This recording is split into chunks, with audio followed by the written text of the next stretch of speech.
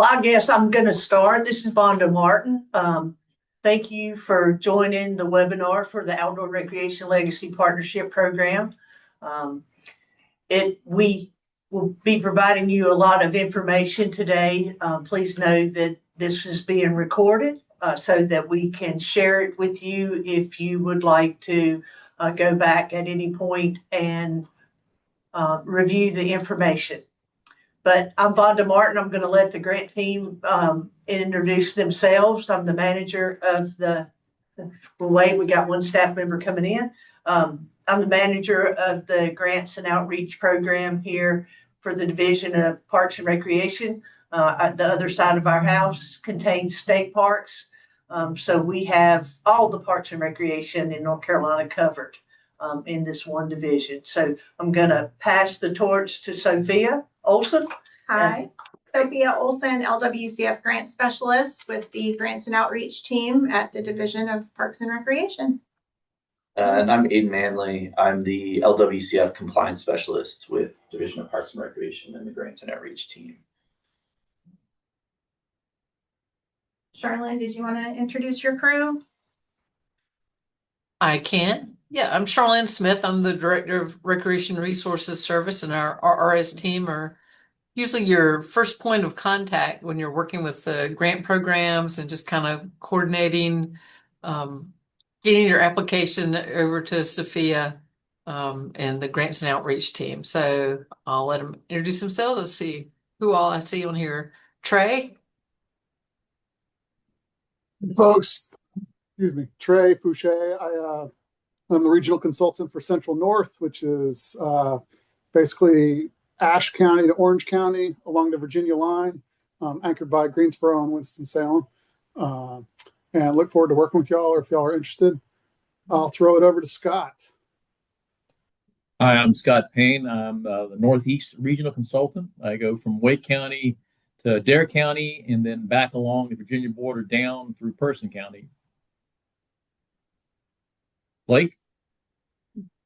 Hello, everybody. Blake Covington. I'm the RS consultant for the Western region. So basically the mountains, or depending on what you consider the mountains, starting in Avery County in the Northwest, all the way down to Cleveland County. And that portion and everything west of that's in my region. Terry? I'm Terry Stowers. I'm the regional consultant for the Central South region that goes from Hickory to Fayetteville across the southern part of the state.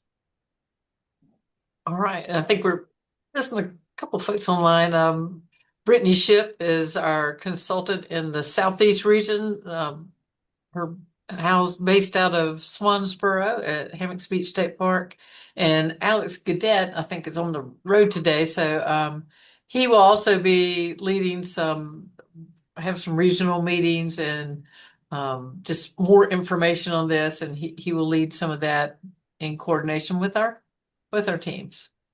All right, I'll turn it back to you, Sophia. Thank you, Charlene. We'd also like to introduce the rest of our Grants and Outreach team. Lillian Heaton. Are you on, Lillian? And Lynn Harrell is the newest member of our Grants and Outreach team. Lynn, if you wanted to pop on and say hello. No? Okay. All right. They cover the state grants for the division. So we have a lot to get through today. Thank you again for joining us for the Outdoor Recreation Legacy Partnership Program Funding Opportunity Opening Webinar. Today we'll go through the ORLP program overview, application overview, and then we will take questions from the audience. You are welcome to enter your questions in the chat as we go. And then at the end, we'll have open questions. You can unmute yourself and ask questions. We just ask that you make sure it's not a project-specific question. You can contact your RRS consultant after the webinar to review specific details of your project if you are interested in applying. ORLP is a nationally competitive program. It's within the Land and Water Conservation Fund State and Local Assistance Program, which provides matching grants to states and eligible subrecipients. ORLP, like LWCF, provides funding to acquire land and water for parks and other outdoor recreation purposes in qualifying areas. And we will go over qualifying areas a little later on in the presentation. If it is an acquisition, the site must be developed within 3 years of the acquisition project closeout. To develop new or renovate existing outdoor recreation facilities to provide outdoor recreation opportunities to the public in qualifying areas. In 2024, Congress passed the Explore Act, which codified ORLP, established program priorities, and expanded eligibility to tribal governments. Congress allocates money from the LWCF for ORLP, which is then awarded to eligible entities through a nationally competitive process. The 2026 grant program schedule, this is a 5-year funding opportunity. It is open through 2030 with a single application review period per year. If you don't have an application ready this year, or think you won't be ready by October 1st, we will accept applications once a year through 2030. We will release a new local grant program schedule for each year of the funding opportunity. So July 1st, the funding opportunity officially opened for our local governments. Today is the opening webinar, which is being recorded and will be available on RRS's grant administration page, as well as the division's website. October 1st by 5 p.m. is the pre-application deadline. Completed pre-applications must be submitted in SharePoint by 5 p.m. on October 1st. May 1st, 2027 is the anticipated selection announcement, which is when NPS announces the projects that have been selected to move forward to the full application process. So November 1st, 2027, if you have been selected, the full application deadline is November 1st, 2027.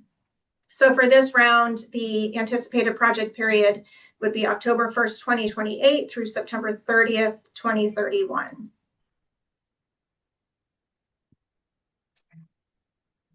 ORLP program requirements, matching requirement, same as LWCF if you've applied for that in the past, dollar for dollar match. Applicants are responsible for providing non-federal funds for at least 50% of the project costs. Applicants can request up to 15 million, excuse me, up to 15 million federal match and a minimum request of 300,000. We do recommend if your project is 750,000 or less that you apply for the LWCF formula grant.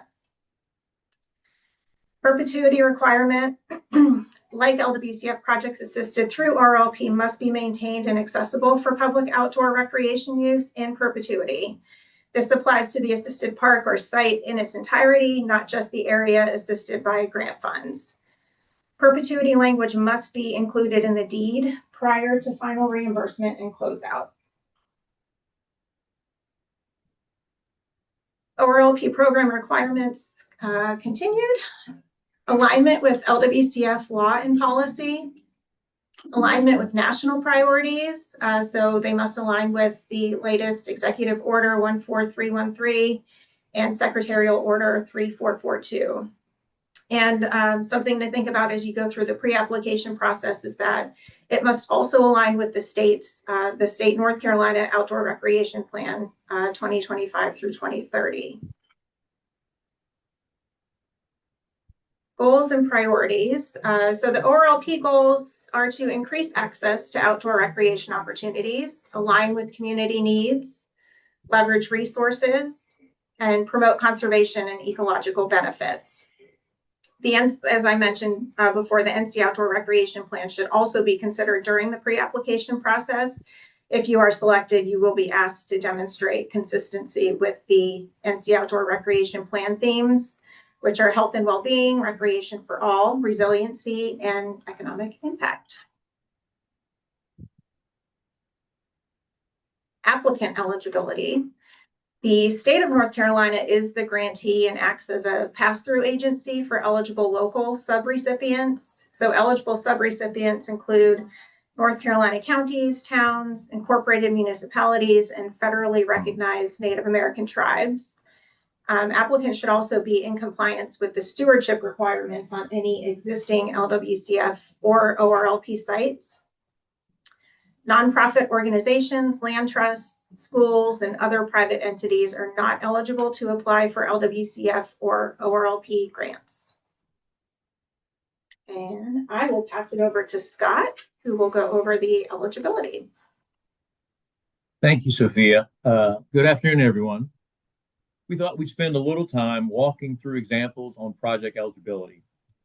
Projects must be in a qualifying urban area. The U.S. Census Bureau defines urban areas as a densely settled core with at least 5,000 people or 2,000 housing units. For ORLP, qualifying urban areas must have a population of at least 25,000 people. In North Carolina, there are 27 urban areas with populations greater than 25,000.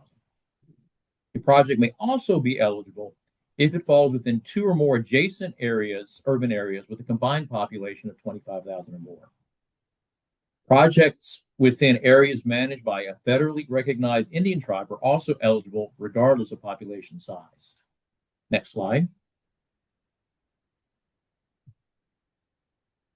Eligible projects. Eligible project really mirrors LWCF, acquiring lands, wetlands, or waters for public outdoor recreation. This can include acquisition of new or expand and renovating a park, development of a wide range of outdoor recreation uses. Remember, outdoor recreation, just like LWCF, this is not a grant to submit to build a community center.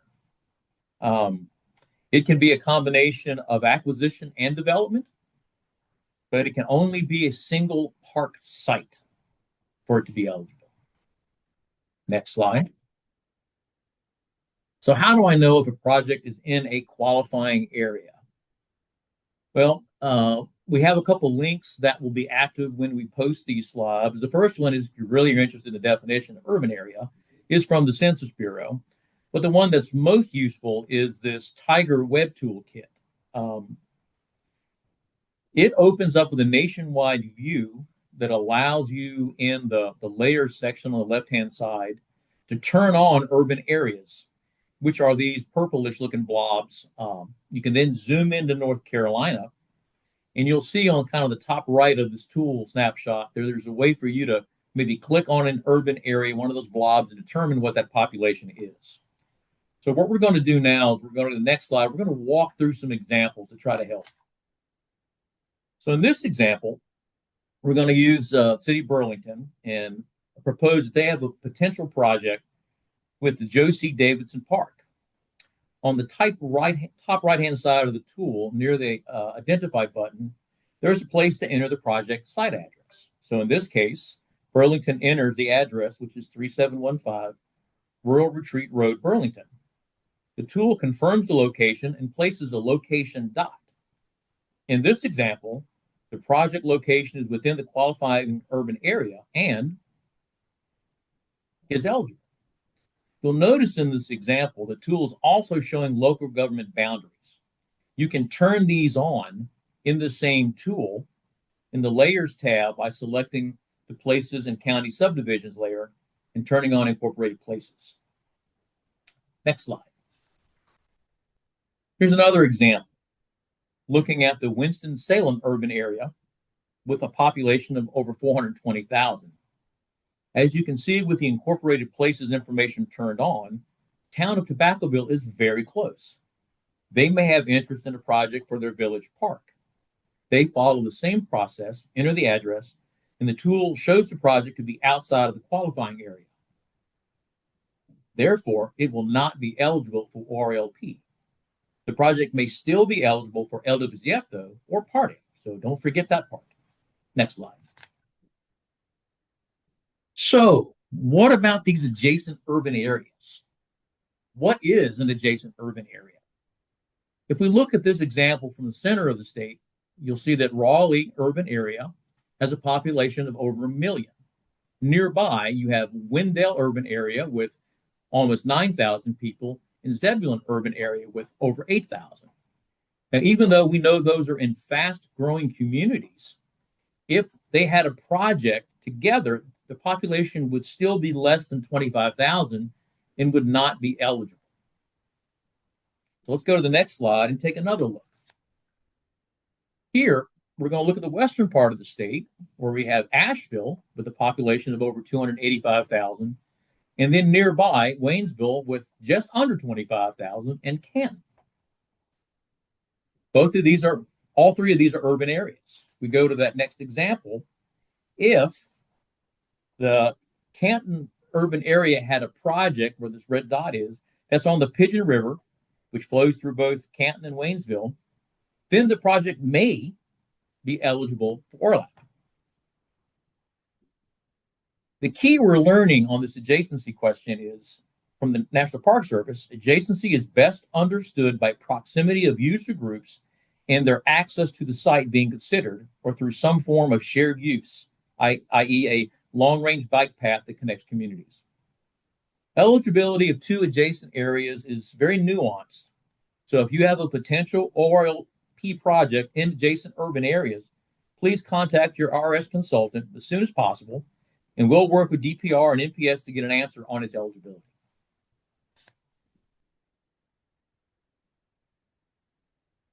Just like this slide says, contact RRS, your regional person, to help you discuss your proposed ORLP project as soon as you can. Your project should be the result of a planning process that reflects the public's preferences, aligns with the NC Outdoor Recreation Plan, and also aligns with the national priorities. There was a separate webinar, and it's available through the website, covering the NC Outdoor Recreation Plan and the open project selection process. Something that we have heard from NPS time and time again with their ORLP webinars we've attended: you need to make a compelling case for your project. Next slide. So what we wanted to do here, and with NPS's emphasis on compelling, we thought we'd spend a little time reviewing the ORLP project merit review, or their scoring rubric. To be honest, this seems new, or at least it's new to prospective applicants. Now, while you may not have a project ready for the October 1st, 26 deadline, reviewing the scoring rubric can help you prepare for the next round. Because remember, as Sophia said, this is a nationally competitive grant opportunity. So now we'll take a look at the criterion. Criterion 1 is talking about increasing access to outdoor recreation opportunities. Is it significantly enhance park and recreation opportunities in the qualifying area? Does it provide opportunities in low-income communities in which access to parks is not adequate to meet local needs? Does it develop Native American event sites? And you see there's an emphasis on outdoor recreation sites such as shooting sports. So we'll go to the next slide. How does the Census Bureau, or really how does ORLP define low income? So the definition of low income is a census tract is considered low income if it meets one of the two following definitions.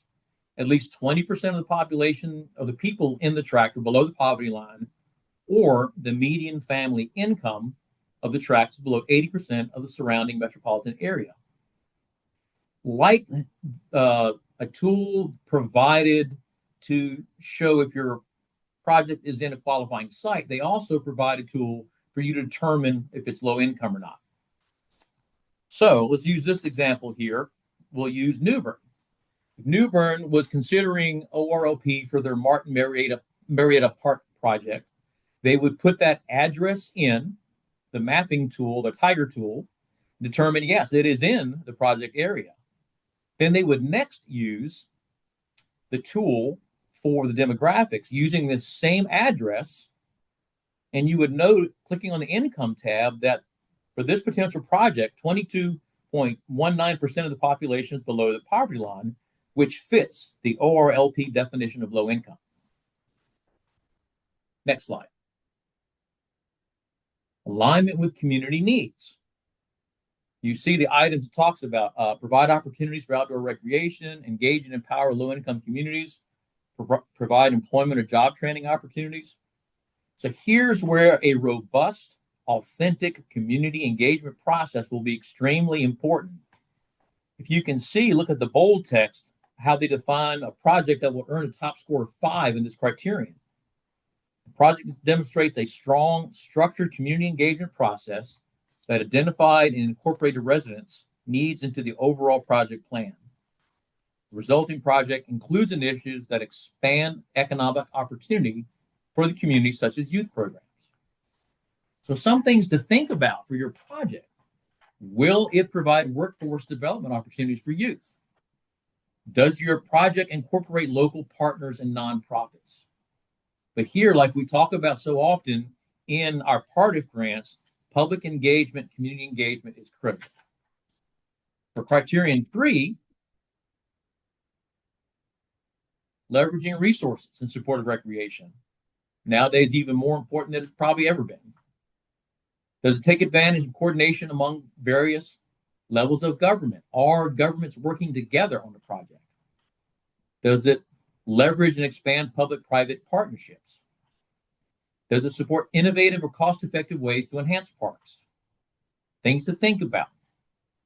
Will your project align with ORLP goals and the new themes of the new outdoor recreation plan?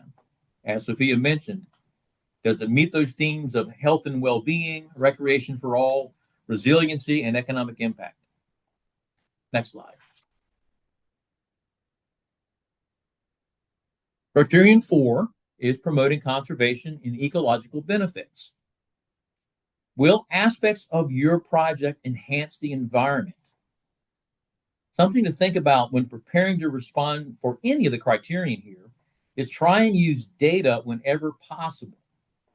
An example from the environmental side. For example, instead of saying that this project will plant trees to help the local community, perhaps you restate that purpose in saying tree planting efforts with this project will increase the tree canopy by 15%, thereby reducing heat island impacts on the local community by 7%. Wherever you can, support your compelling case with the use of data. Next slide. Project feasibility. Your project, perhaps more importantly with LWCF in the ORLP family, is it must have a well-defined plan of action with a clear timeline, deliverables, and a tight budget. You must really spend time preparing for this part so that when the reviewers see it, they know that you've got a good, tight project that's ready to go. Thank you. Thank you, Scott. Now we'll take you through the application process. It is a multi-step process. So pre-applications, as I mentioned, are due to the division via SharePoint folder by October 1st, 2026. Next is the merit review, which is conducted by an independent committee of professionals and experts in the field of outdoor recreation and selected by the National Park Service. Applicants that have been selected by the National Park Service Merit Review Board will then complete the full application, and full applications for this round will be due on November 1st, 2027 by 5 p.m. Step 4, financial award will be contingent upon the approval of the full application and the execution of the grant agreement.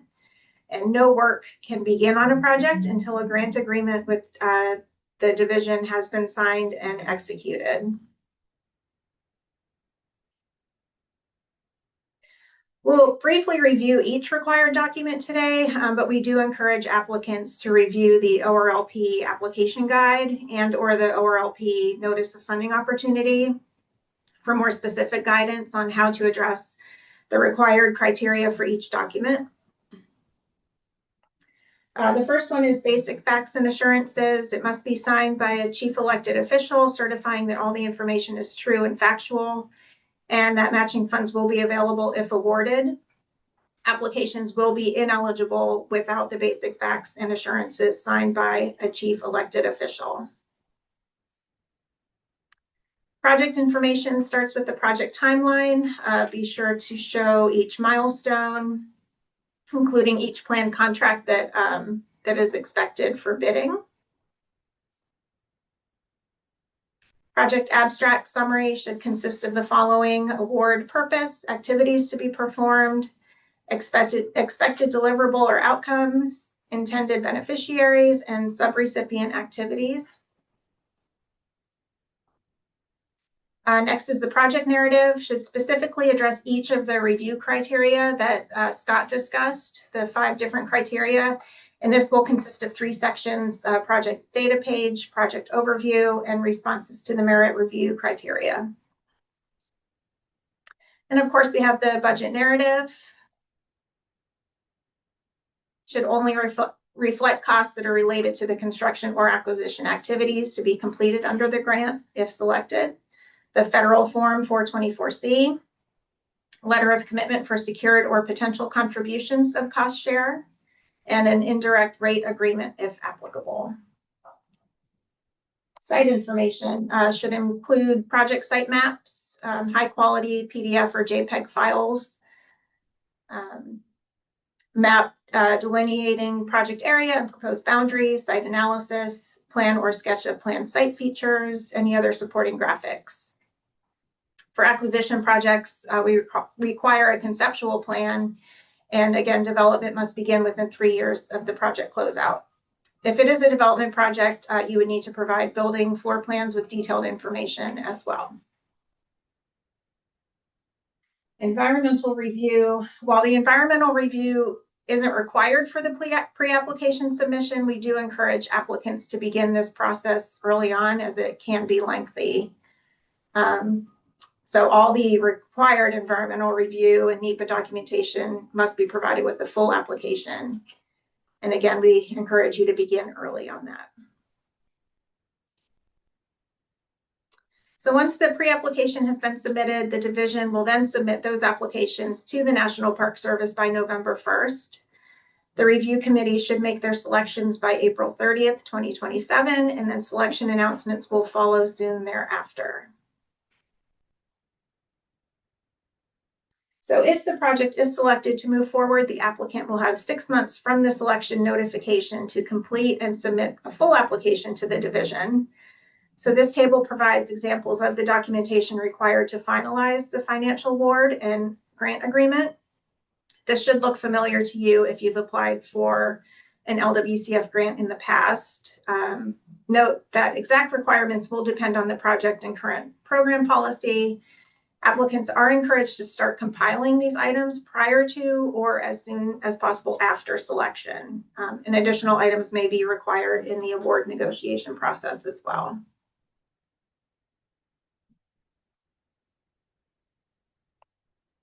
So that would include the A&R form, which some of you are probably familiar with if you've applied in the past, and the description and notification form. Justification. The North Carolina Outdoor Recreation Plan, as I said, should be considered during the pre-application process, since if you are selected, you will be asked to demonstrate consistency with the Outdoor Recreation Plan themes. Self-scoring review. Applicants will evaluate their own application. And if it's not included in the application, it won't be evaluated. It is incumbent on the applicant to ensure that all relevant information is included in the application by the time of the deadline. You'll be asked to provide source of matching funds and compliance reports for each prior grant, LWCF or ORLP.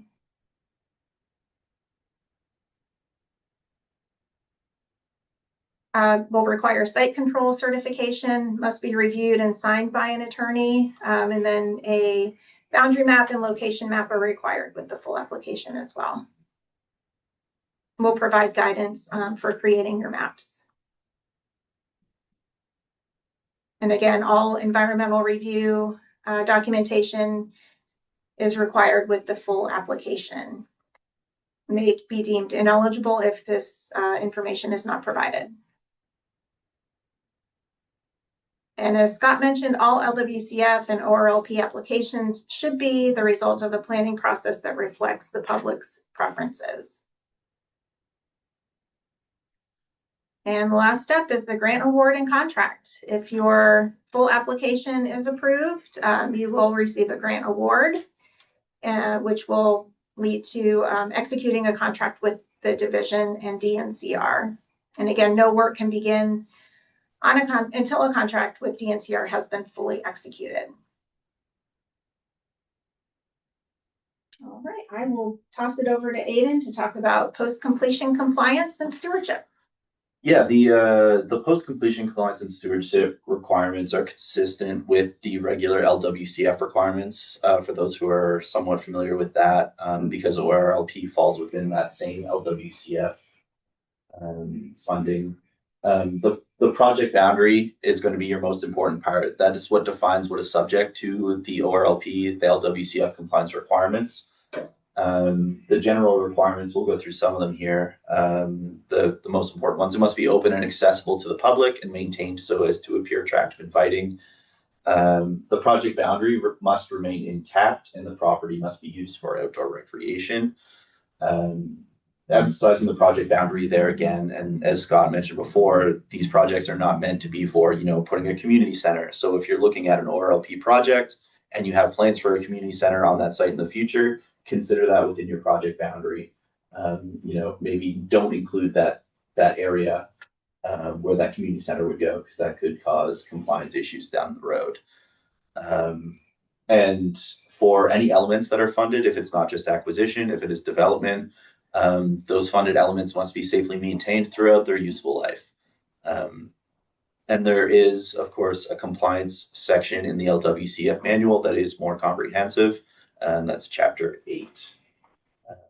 Some just general notes. You want to plan for perpetuity. Forever is a long time, and understanding your compliance requirements when you're putting together your application, it'll go a long way to preventing compliance issues down the road. And as mentioned, and worth mentioning again, carefully consider your project boundary with an understanding of potential future impacts. And as has been mentioned by Scott and Sophia, and we will say it again as well, communicate early and often. Communicate with your RRS consultants. They have an eye for this kind of thing. They'll be able to identify, potential future issues if you discuss your project in detail with them, and they'll be able to check with us and the National Park Service as well if there are any questions. So consult early and often before any changes are made. It's kind of generally it.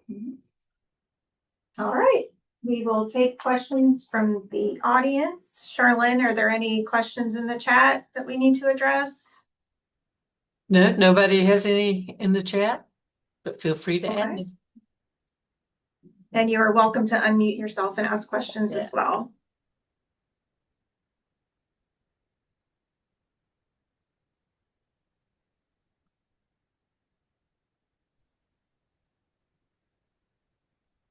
Anyone?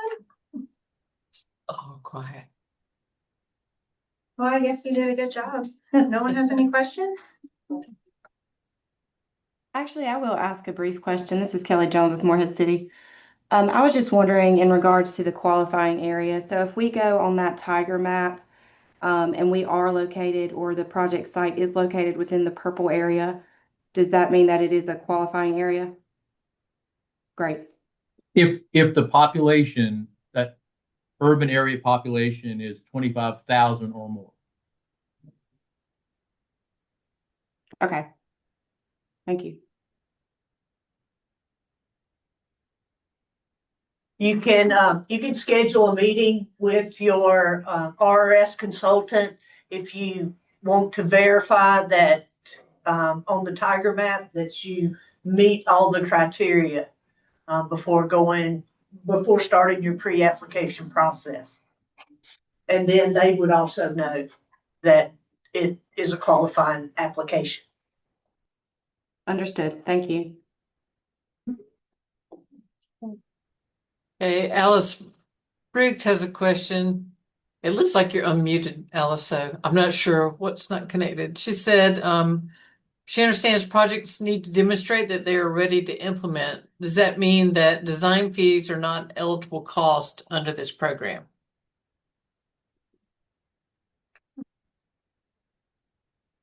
As far as I know, design fees are eligible, but we'll get back to you on that, just as they are under LWCF.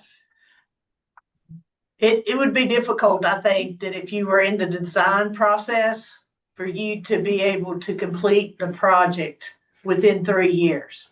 So as you're putting together your project timeline, you want to make sure that you refer back to the contract period, and so that your project timeline aligns with that schedule.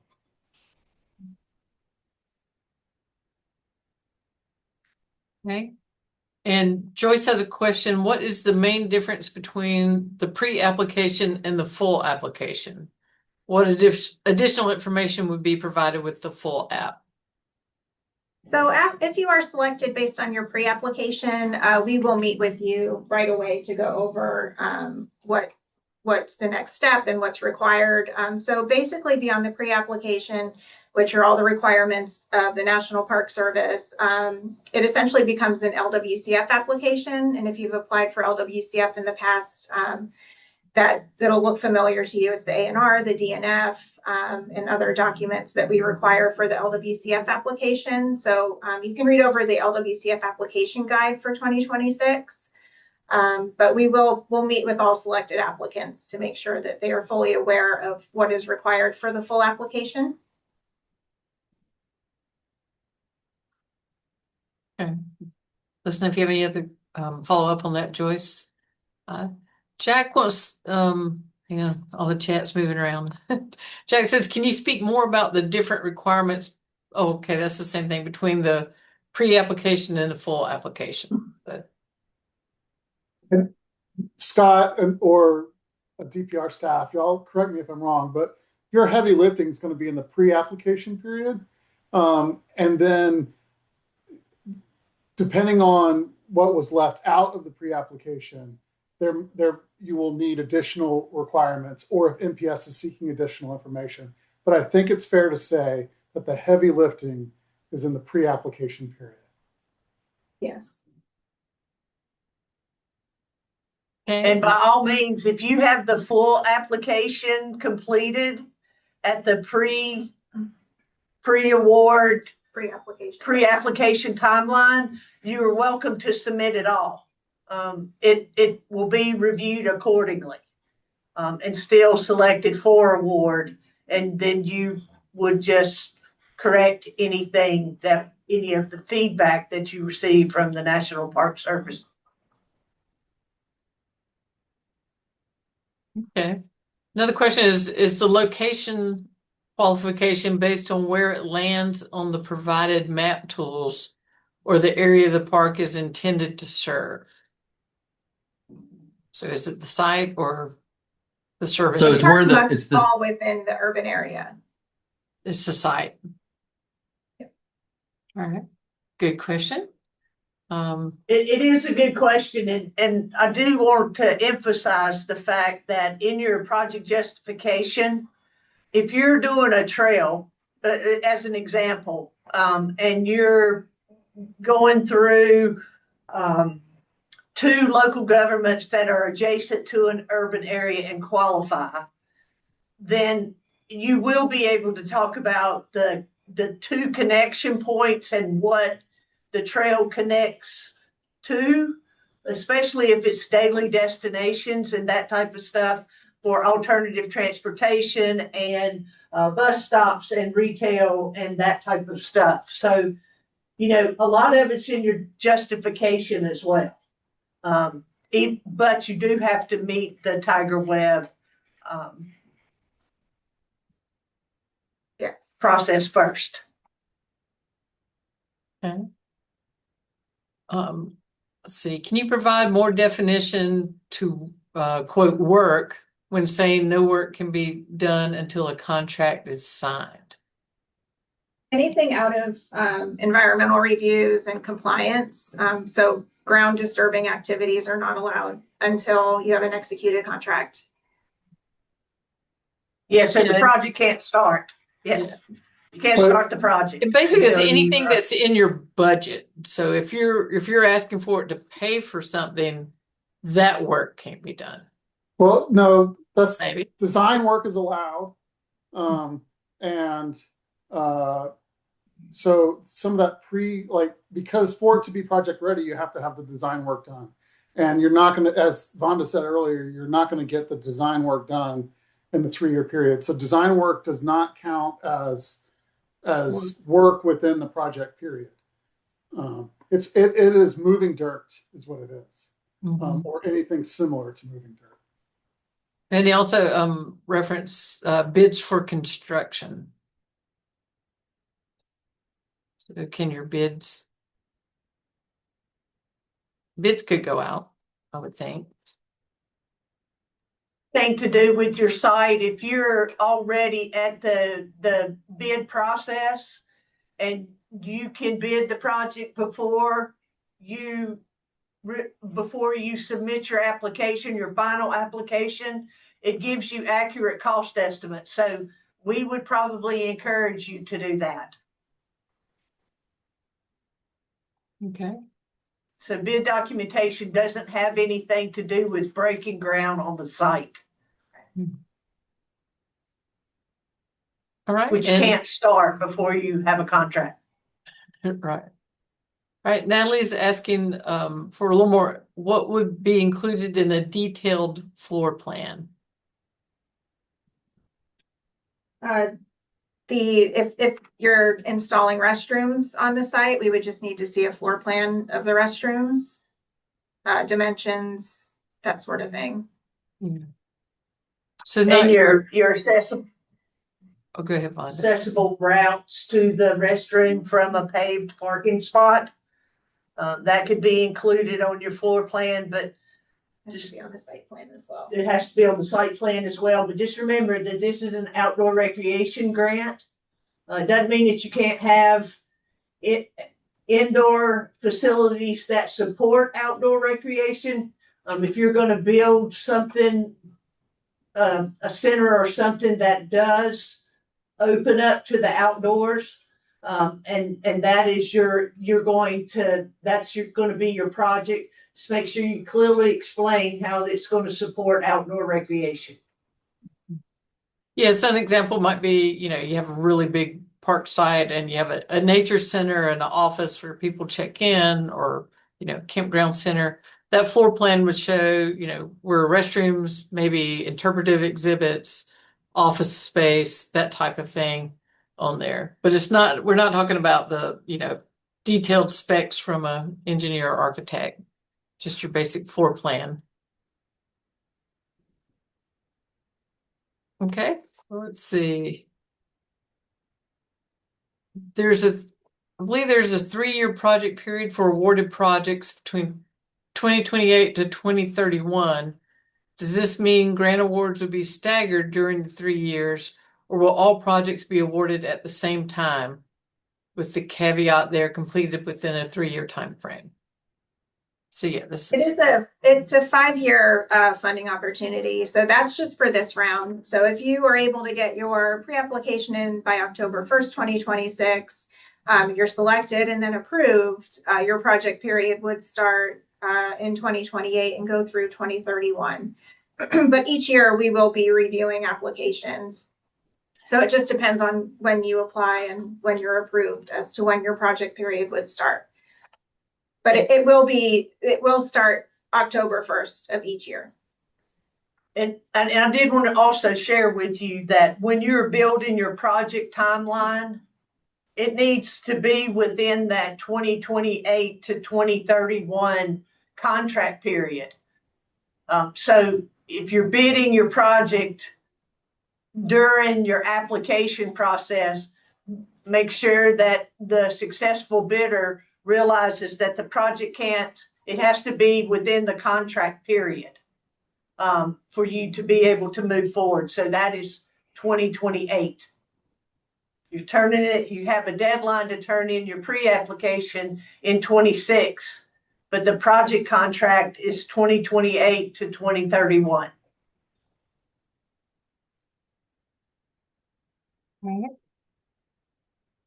And then let's see, Lauren asks for adjacent urban areas with a combined population of 25,000 or more. Do these adjacent areas need to be working on a project together, or can it be an independent project? I think Take that, Scott. Yeah, the adjacent area is, like I said, it's nuanced. We're not for imprints certain yet on all of the criteria.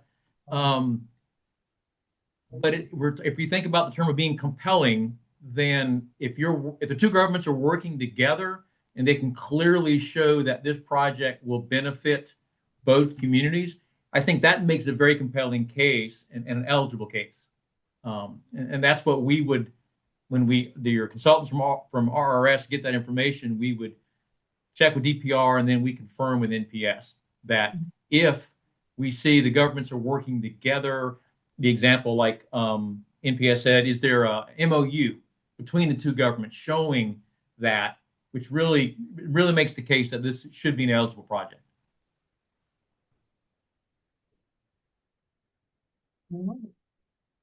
Let's see, and Dina, you just put the word surveys in there. What question do you have? I just wanted to make sure that we can do surveys ahead of time. But I think y'all have answered that question, as long as we don't move dirt. Right. Yeah, because you want to do your surveys and have all your planning before that feed into the application you present. So, but Dina, and for others, you got to make sure those planning or pre-costs are included in your project budget. 10-4. Okay, and let's see, Shweta from Apex. Shweta says Apex has not started on the project, but they plan to begin the design RFQ later this year. Yeah, that's correct. So we Yeah. just have the land available. We haven't started on the RFQ process to get a design consultant yet. Is that something, since we haven't started it, but we plan to start, can this be an ask for the full design to construction? Yeah, like for next year's cycle? Yeah. Would it be for next year, not this cycle? Yeah, so just to help everybody, it does say that there is an opportunity to have some design elements in your application, but I think we're talking more about a large scale project, right? This is up to 15 million and no less than $300,000.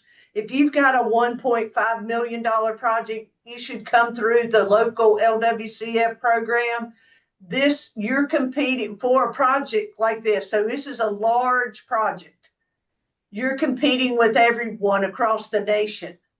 So it's going to be, it's maybe 6 counties, adjacent counties that are working together to do a large trail, right? Or a trail connection or something like that, or acquire property that would be a regional type park for all of your adjacent areas. This is more, the Outdoor Recreation Legacy Partnership Program, yes, you can do it for $300,000, but bless your heart if you're going to try that, right? It's a lot of work for the amount of money that you're receiving if you choose to do a project that's that is more than 1.5 million. That's the local LWCF program.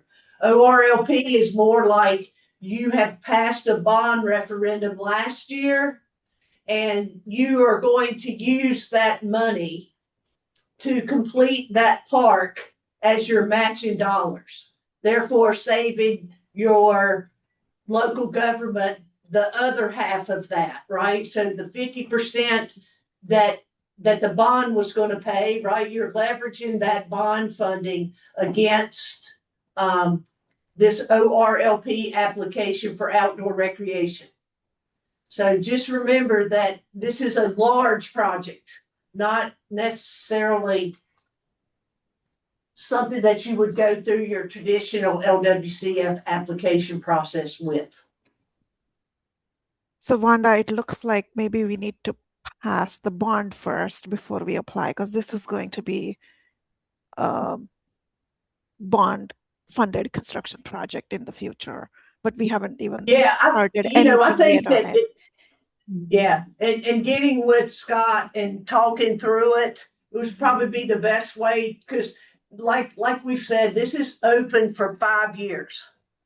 So this notice of funding, our October 1st is your pre-application for every upcoming year for the next 4 years, because we've already released the schedule for this year. Got So it. in your planning, right, or your design RFQ, Swayda, I think that you would have to be a little bit further along in your design, because you have to complete the project within 3 years. You see what I'm saying? So you would have to have it designed and be almost be shovel ready to start when you have a signed contract in hand. Perfect. That sounds great. Thanks, Wanda. I think it's worth going over the timelines a little bit and better explaining that this is really, while it's one NOFO, it's almost 5 independent cycles. And so that 28 to 31 is based on the 2026 cycle. There will be an application, a pre-application deadline that is October 1st, 2027, and then everything gets pushed out from there. There will be a pre-application October 1, 2028, and then again, everything gets pushed out from there. I think so. Yes. Hopefully folks understand. Yeah, thanks for explaining that a little bit further. So I do think it's for all of you that are attending this webinar, if you have a large scale project and you want to enter yourself into a nationwide competition, of which North Carolina already has a really good reputation for, we have been successful with ORLP for many years now. And so if you are preparing to submit an ORLP project, just set a meeting with your consultant and just talk through the project so you can figure out which timeline your project fits in. Because for this 2026, right, we've already said it's 2028 to 2031. For the next cycle, next year, it'll be 2029 to 32, right? So your project has to fit into that timeline and be completed within that timeline. And don't forget, make sure that it is a resilient and maintenance-free project, because you have to maintain it forever. So you probably also want to have some type of maintenance plan in your planning effort, right? So you'll have replacement value of things that you're replacing. And or if you're doing a large acquisition project, it's probably the most simple application that supersedes any kind of funding that the state has for land acquisition. So if an acquisition is more than $1.5 million, because that's 750, and the local government matching 750 for the regular LWCF program. If it is larger than that, then this is an opportunity for you to take advantage of in securing acquisition that within 3 years has to be developed, right? So if you do a big acquisition next year, then you can come back to ORLP with development, right? A development application and try to leverage that also within the 5-year NOFO, right? So it's really, I encourage you to get with your consultant and talk through what projects you may have available and let them brainstorm with you on what that schedule looks like, because that's the timeline, the project timeline kind of needs to fit into that project period. To Trey's and Vonda's point, one of the reasons we wanted to make sure you saw the criterion that how these nationally competitive applications are going to be awarded is to, again, give you that time to prepare the best project you can to be competitive at the national level. They're evaluating things that you may not be doing currently that you may want to be doing to make this that competitive project. And Sophia, just for clarity here, acquisition is always important project, but isn't there a requirement that some phase of development must start within so many years after, like 3 years after the 3 project years. closes? Yeah, development must begin, or development must be completed within 3 years after the acquisition project is closed out. Yeah, so that's a whole timing conversation that you can have with your consultant to kind of sit down and go through a timeline for acquisition and development, even though it could be 2 separate applications for ORLP if needed. Yeah, because the amount of money, the cost of land today, that would be a great opportunity to purchase the land and actually protect it in perpetuity for just outdoor recreation. So, and then Jack asked if the timeline works how does it work for acquisition projects? Is 2031 the deadline simply to close on acquiring land, or are there construction requirements too, which I think is what Scott just alluded to? Do you have any other questions on that, Jack? No, I think that was answered. Thank you. Okay. Great. Again, that project period, you would have 3 years to complete the purchase. So you could not already have title before that project period. Don't let, for example, say, so you're working with the land trust that purchases the property, so they own it, then it can be, after the project period, it could be transferred, sold, or whatever to the local government, the eligible applicant. Don't let anybody. You just want to make sure you leave plenty of time after the purchase is complete to get in all the closeout documents to close out the grant. Mm-hmm. Great. Okay, let's see. Jay asked if your project is chosen during the pre-application, will there be another date that the full applications are submitted? When the full application is submitted are fully awarded, or officially awarded. So that timeline. That's correct. Once you receive your award letter, not that you're selected to move on to a full application, that's nothing. You're just moving, your project is in the running, and now you have to complete your full application. There's a period, you will wait until you receive your notice of award to begin the project. That doesn't mean that we can't, it doesn't necessarily mean that we can't already be preparing to fast track your contract to you so that you can get that on your council or commission document, on your agenda. Yeah. So the goal is to have an executed contract within 1 year of the selection date. But the project period will always start on October 1st. Can I just ask one quick follow-up on that? Sure. Yeah, go ahead, Jay. Is there any anticipated timeline of when that award date would take place? Like, I understand the 3-year project period, but from the date of the application is due, it's about a year from when that period starts. Do we have any idea when that awarding project date would be?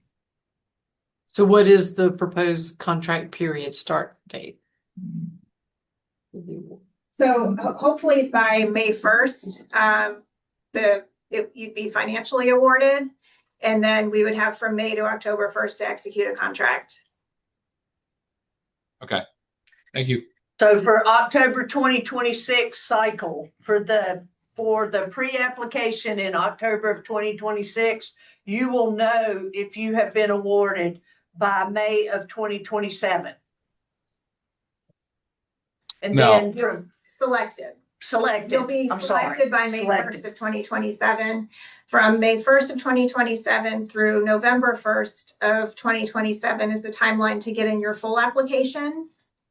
And then once we have the full application, there might be some review and, a little bit of back and forth with you.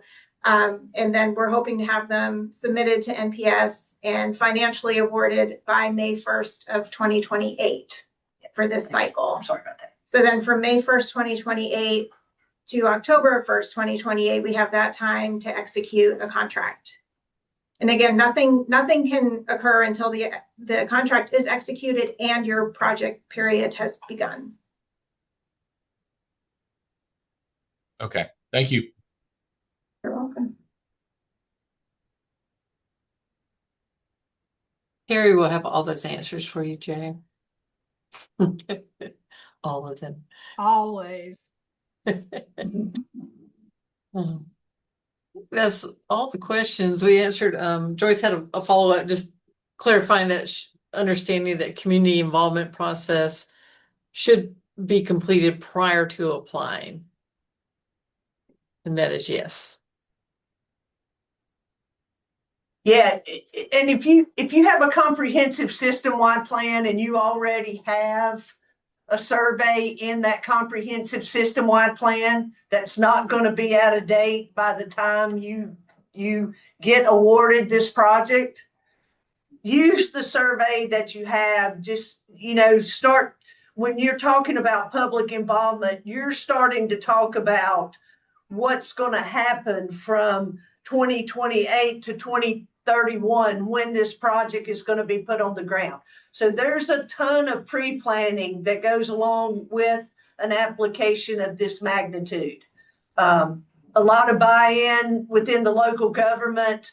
Then you put together your planning strategy, your public involvement strategy, what you're developing, right? All of that sequence of events, you kind of need to work backwards from October 1st of 2028, right? So that you know that your project is in line with the timeline, but you also have to get your buy-in way before that, right? Because you have to have your application in by October 1 of each year for the next 5 years. So, we knew that this was a short runway, but it was a great opportunity for us to introduce you to this grant cycle so that you can prepare 4 years down the road or 3 years down the road for a large project for your area.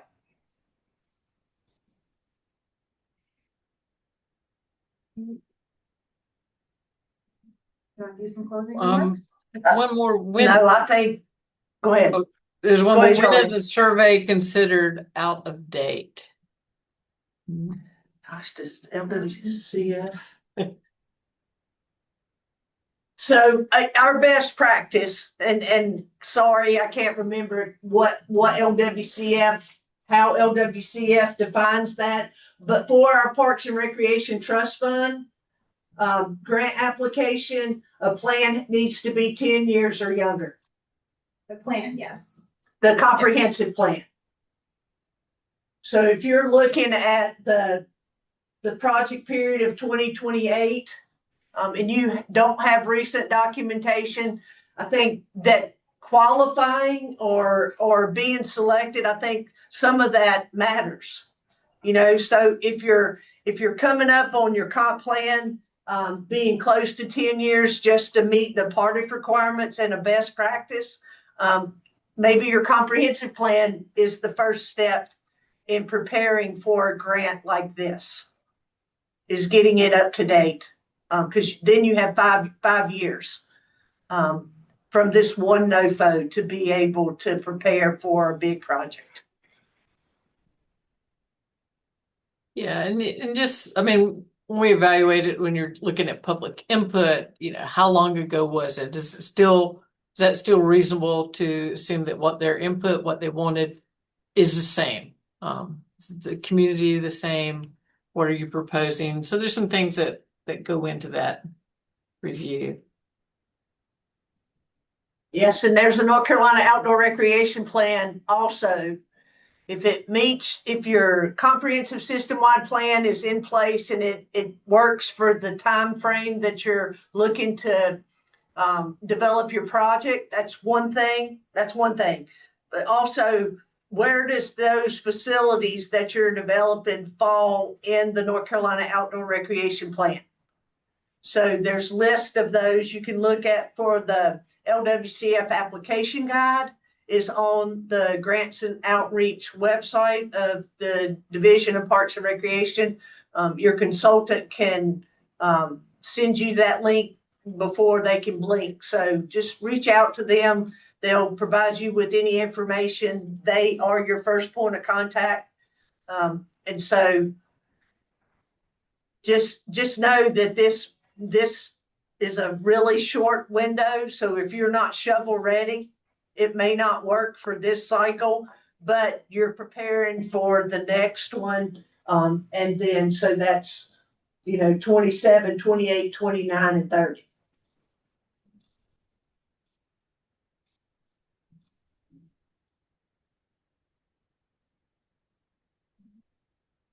I think that's all the questions for now. Do some closing remarks. No, they got all got. All right. Well, thank you all. And again, we can't stress this any more than we do. Early coordination with your RRS consultant will help secure state support of the project and ensure that the project aligns with the objectives and goals of the ORLP program. So thank you all again for joining us today. Again, this recording will be posted on RRS's grant administration page and the division's grants page as well. Have a great week, everybody. Thanks so much for joining us.